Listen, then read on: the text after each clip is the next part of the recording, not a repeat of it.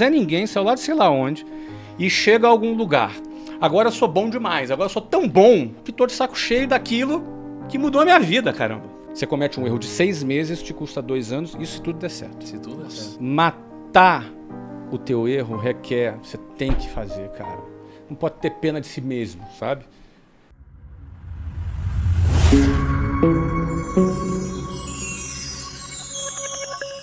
Eu aprendi que empreender é isso, é jogar o ego lá no chão, porque senão é difícil você chegar em algum lugar, né? Cara, como que foi pra você, Flávio, assim, lidar um pouco com o ego ao longo do seu crescimento? Né? Assim, como que o empreendedor deveria lidar com o ego, ou o trabalhador lidar com o ego, e como que talvez isso daqui tenha alguma relação com o quanto você consegue ou não crescer, né, na sua vida profissionalmente? Relação é total. Eu, assim, pela minha experiência, completei 27 anos empreendendo com a WhatsApp esse ano. E acompanhei em grande parte desse tempo franqueados, né? Pessoas que compravam uma franquia, começavam do zero e também foram crescendo junto com a gente. Muitos cresceram, muitos ficaram ricos também, enriqueceram, ganharam dinheiro, e a gente também, eu pude acompanhar desde um ponto de vista de mentor dessas pessoas, porque eu como franqueador mentorava essas pessoas, o comportamento delas diante de várias fases do empreendimento dela. No início, no momento que ela não dominava ainda a técnica, do momento que ela estava aprendendo, do momento que ela ainda não se pagava, ainda tinha que aportar dinheiro, depois a partir do momento que ela alcançava o break-even, depois a partir do momento que ela ganhava lucro, a partir do momento que ela estava ganhando bastante dinheiro, eu via diferentes comportamentos. Então, em geral, a gente observa que quando um empreendedor começa a ter algum sucesso, ele tem 2 armadilhas muito comuns. Uma é a acomodação. O cara se acomoda, o cara ganhou a primeira grana, e aí daqui a pouco o cara está viajando para o exterior 3, 4 vezes, nenhum problema viajar, né? Mas às vezes o cara está deslumbrado com aquele sucesso que ele está tendo, o cara começa a ter uma vida assim um pouco mais, ganhar um pouco mais de grana, começa a se deslumbrar com aquilo e ele começa a se acomodar, ele começa a viajar mais e trabalhar menos. Em geral, quando o empreendedor se acomoda, o negócio dele fica estagnado e às vezes até retrocede. Mas um outro comportamento também muito comum de quando o cara começa a ter algum sucesso é de ficar arrogante. Então, o ego. O cara começa assim, começa todo mundo dizer para ele, não, cara, você é o cara. Todo mundo puxar o saco dele, pô, você é o cara, você é o cara, você é o cara, você é o cara. Chega uma hora que ele acredita, cara, eu sou o cara mesmo. E quando ele cria essa arrogância, ele se afasta um pouco da realidade. Então ele começa a perder os aliados dele quando ele chega na arrogância. Toda aquela galera que ele conquistou como aliado e foi crescendo junto com ele começa agora a desprezar aquilo ali. Começa a não dar a importância que aquilo merece ter e precisa ter para o negócio continuar funcionando. E o cara chega num ponto de arrogância. Eu caí nessa segunda armadilha. A materialização da minha arrogância foi eu quase quebrar. O que é comum. Mas como que você quase quebrou? Porque eu comecei a ficar de saco cheio, em 1999, fiquei de saco cheio do trabalho. E, em geral, por que o cara fica de saco cheio? O cara saiu lá do Tribufu, lá da casa do chapéu. Ganhava R$200 por mês. Não é? E aí, de repente, ele fica com um perrengue chique. Cheio de perrengue chique. Ai, saco cheio de ganhar milhão. Saco cheio, não sei o que lá. Você entende? Isso é arrogância, cara. Isso é ingratidão. Pô, cara, o cara saiu lá do Zé Ninguém, saiu lá de sei lá onde, e chega a algum lugar. Agora eu sou bom demais, agora eu sou tão bom que tô de saco cheio daquilo que mudou a minha vida, caramba. Pô, aí o que acontece? Eu fiquei de saco cheio. E quando eu fiquei de saco cheio, sabe do que eu fiquei de saco cheio? De vendas. De vendas? Você imagina eu que falo de vendas, né? Olha. Eu falei assim, cara, eu tenho que ficar motivando esse cara, tenho que ficar falando de novo. Cara, pra quê? Eu não quero ficar motivando ninguém. Quero motivar ninguém. Cara, o cara da Coca-Cola sabe lá que tem que vender Coca-Cola, ninguém fica motivando ele. Errado, claro que fica. Jogador de futebol tem que jogar, ninguém fica motivando. Errado, motiva também. Aí compara com a grama do vizinho. Pois é. E aí, cara, eu fiquei, não, eu vou mudar o meu esquema de venda. Falei, não vou mais fazer. E aí eu lembro, eu dispensei várias pessoas, encerrei aquele programa de vendas que eu fazia, marquei uma convenção lá no Clube Med, lá no Rio de Janeiro, em Angra dos Reis. E eu lembro que eu falei, olha, estou mudando e se eu voltar atrás nessa minha decisão, ninguém mais acredita no que eu estou falando. Não acredita em mais nada do que eu falo. E aí todo mundo ficou ali preocupado. E aí eu fui lá, mudei o esquema, falei, criei um modelo novo de vendas. E aí projetei 30% de crescimento de vendas. Com base na minha projeção de 30% de crescimento de vendas, eu fiz vários investimentos, dentre eles comprei imóvel para fazer a sede, imóvel para comprar a escola, fiz uma série de contratações. E aí não só eu não cresci 30%, como eu caí 30% das minhas vendas. Então o meu buraco no fluxo de caixa me criou uma dívida de mais de 2,5 milhões de dólares em 6 meses, em 1999. Nossa! Eu comecei a fechar negativo no meu fluxo de caixa por conta daquela situação. Até o momento que eu falei, cara, já entendi onde é que eu errei, tem que voltar àquele formato de vendas antes. Quanto tempo você demorou para ver que errou? Levei uns 6 meses. Você tinha sócios nessa época? A Luciana. A Luciana era sua sócia. Eu e a Luciana. Eu cheguei em casa e ela estava assim, em cima da cama, sentada, de perna cruzada, com um monte de papel assim em cima da cama. E eu cheguei e falei para ela, e tudo bem? Ela, olha, amanhã é dia de folha, a gente não tem dinheiro para pagar funcionário. Nossa! Amanhã é dia de folha, a gente não tem dinheiro para pagar funcionário. Isso. E a gente nunca atrasou salário de funcionário. E a Luciana sempre foi muito calma. Aquele dia eu vi ela preocupada. Aí eu me preocupei, eu fiquei preocupado. Cara, eu não imagino ela preocupada. Verdade. Ela estava preocupada. Ela olhou aquele olhão, arregalou para mim assim. Então vamos olhar. Aquela noite a gente virou a noite fazendo um modelo num Excel do negócio. A gente precisava enxergar a coisa matematicamente. Então a gente fez um modelo e projetou o fluxo de caixa. E a gente viu onde é que estava o buraco. Óbvio, o buraco era simples. O buraco era uma redução, né, que foi o que eu falei. Eu comecei pela conclusão. Né? A gente caiu 30% a receita projetada e aumentou 30% a despesa. Ou seja, esse buraco criou. Então você tinha que resolver esse buraco. Como é que você resolve esse buraco? Você tem que reduzir essa despesa e aumentar a receita.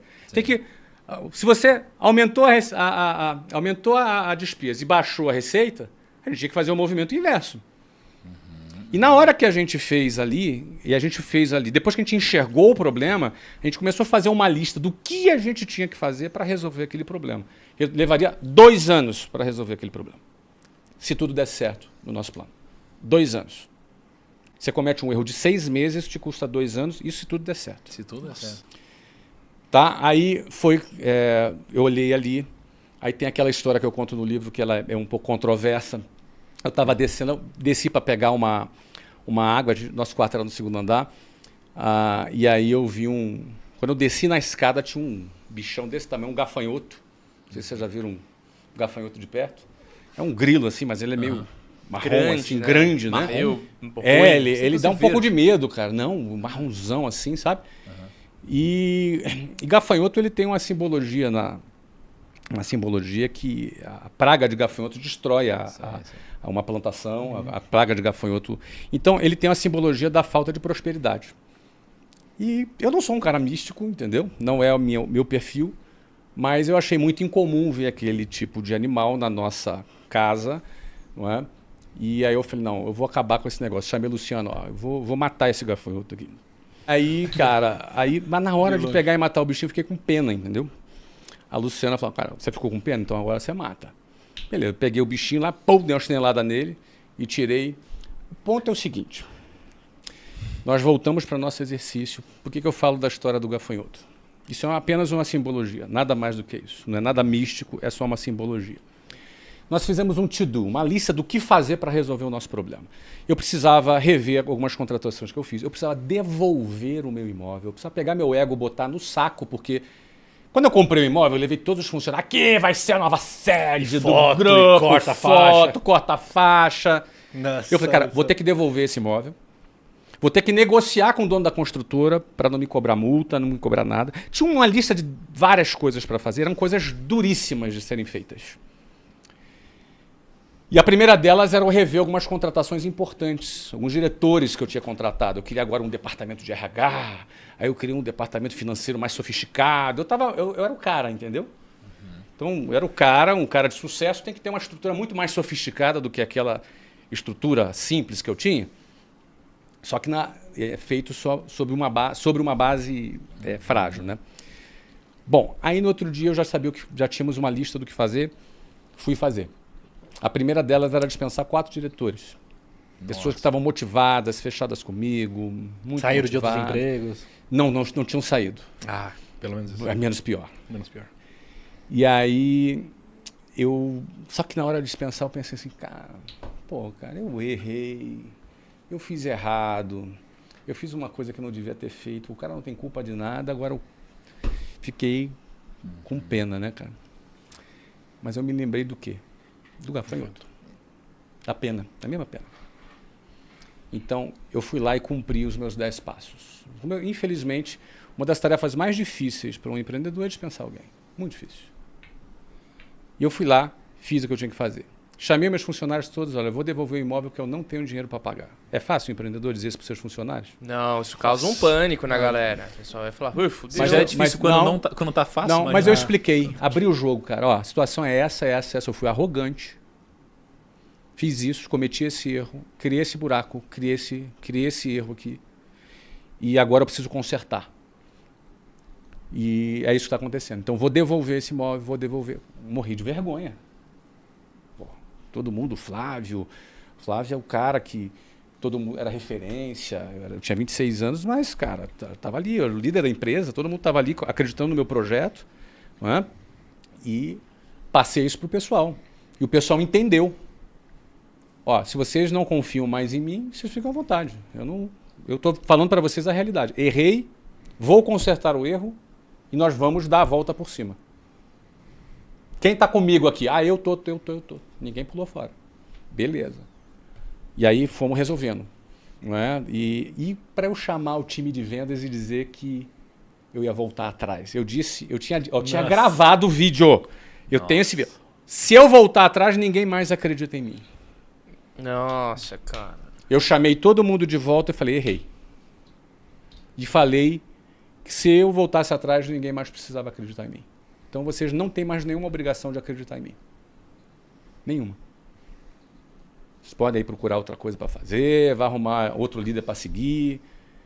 Não tem nenhuma obrigação de seguir. Infelizmente eu errei. E eu estou voltando atrás. Vou voltar à raiz. Venda a raiz que a gente sempre fez, que eu jamais deveria ter saído. Quem está comigo? Todo mundo, vambora, vamos voltar. E a gente virou, começamos a produzir.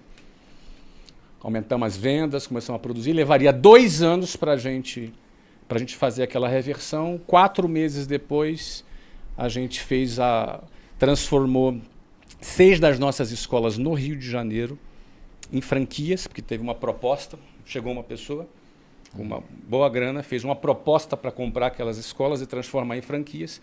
E a gente liquidou aquela dívida toda. Ou seja, em 6 meses a gente estava zerado. Caramba. Era difícil, hein? Mas assim, a gente cumpriu os 10 passos do To-Do ali nosso. Mas eu estou falando tudo isso por quê? Por causa da sua pergunta. A minha jornada, ela foi uma jornada assim, de sair muito de baixo e crescimento muito rápido.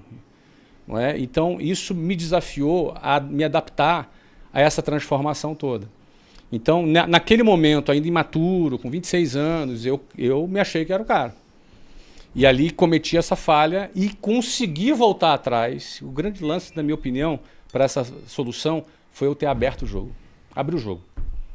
Acho que isso aí as pessoas viram vulnerabilidade, humanidade e compraram comigo, entendeu? E a gente virou o jogo junto.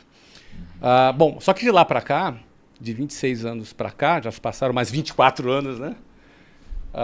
Eu acho aí que essa lição eu sempre guardei comigo, entendeu?